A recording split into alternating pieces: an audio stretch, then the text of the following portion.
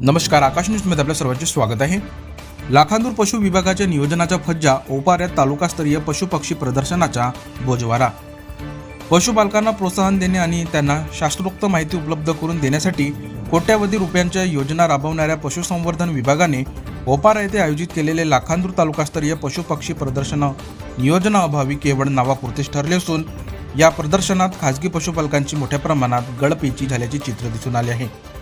विशेष म्हणजे शासकीय योजना अंतर्गत जनावरे मिळालेल्या लाभार्थ्यांनीच या प्रदर्शनाकडे पाठ फिरवल्याने शासकीय योजनेतील जनावरेच बेपत्ता असल्याचे स्पष्ट झाले असून लाखांदूर येथील पशुवैद्यकीय अधिकाऱ्यांच्या कार्यप्रणालीवर गंभीर प्रश्न उभे राहिले आहेत.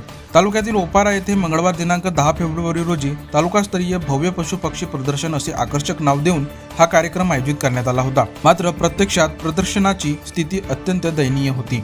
संपूर्ण प्रदर्शनात शासकीय योजनेतील केवळ 5 गायी आणि अवघ्या 5 ते 6 कोंबड्याच पाहायला मिळाल्या. ज्या लाखांदूर तालुक्यात विविध शासकीय योजनांच्या माध्यमातून शेकडो लाभार्थ्यांना दोबत्या गायींचे वाटप करण्यात आले आहे, त्या तुलनेत अवघ्या 5 ते 6 गायी प्रदर्शनात सहभागी होणे हे प्रशासकीय नियोजनाच्या अपयशाचे ठळक उदाहरण ठरत आहे. एकीकडे सरकार पशुपालन क्षेत्रावर कोट्यवधी रुपयांचा खर्च करत असल्याचे दावे करते, तर दुसरीकडे शासकीय अनुदानातून वितरित केलेले शेकडो जनावरे या प्रदर्शनात का दिसून आले नाहीत, असा संतप्त सवाल उपस्थित शेतकरी आणि पशुपालकांकडून केला जात आहे. लाभार्थी हे फक्त कागदावरच आहेत काय, अशी शंका आता खुलेपणाने व्यक्त होत असून संपूर्ण यंत्रणेच्या पारदर्शकतेवर प्रश्न निर्माण झाले आहेत. प्रदर्शनाच्या नावाखाली झालेला खर्च, लाभार्थ्यांचा अत्यल्प सहभाग आणि जनावरांची नगण्य संख्या याबाबत पशुसंवर्धन विभागाचे वरिष्ठ अधिकारी काय स्पष्टीकरण देतात, याकडे आता सर्वांचे लक्ष लागले आहे.